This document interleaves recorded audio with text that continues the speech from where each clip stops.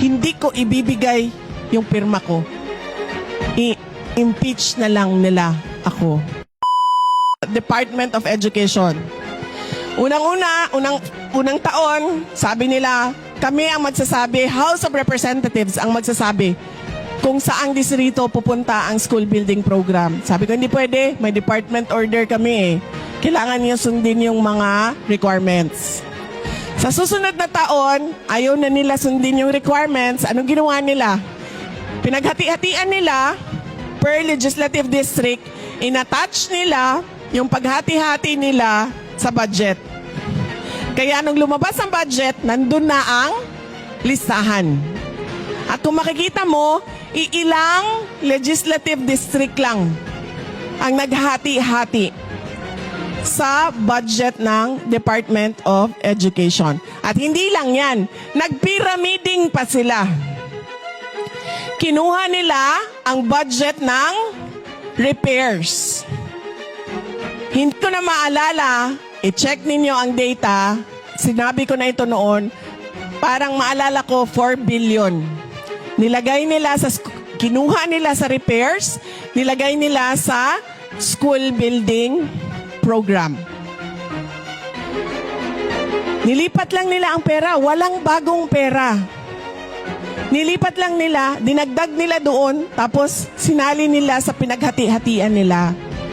July 2024, magsisimula na ang pakikipag-usap sa Kongreso sa budget.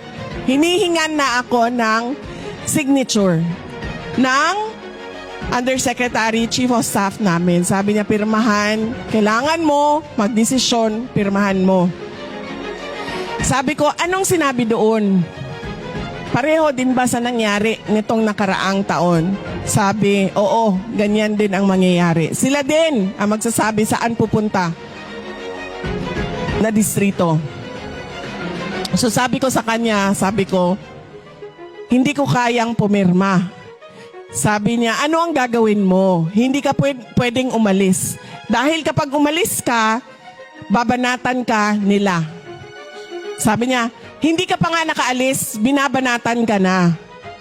Kakapanalo mo pa lang, lumabas na ang witness ni Trillanes at sinabi, kasama ka sa Davao Death Squad.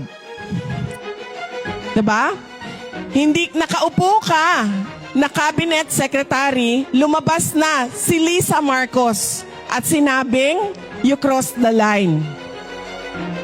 Sabi niya, kapag umalis ka dyan, yan lang yun ang nagpipigil sa kanila. Yung posisyon mo sa DepEd ang nagpipigil sa kanila na hindi ka tuduhan ng atake. Sinabi ko sa USEC, sabi ko, hindi ko kaya. Okay na lang. Sabi ko sa kanya, hindi ko ibibigay yung pirma ko. I-impeach na lang nila ako. Ayun nga ang nangyari.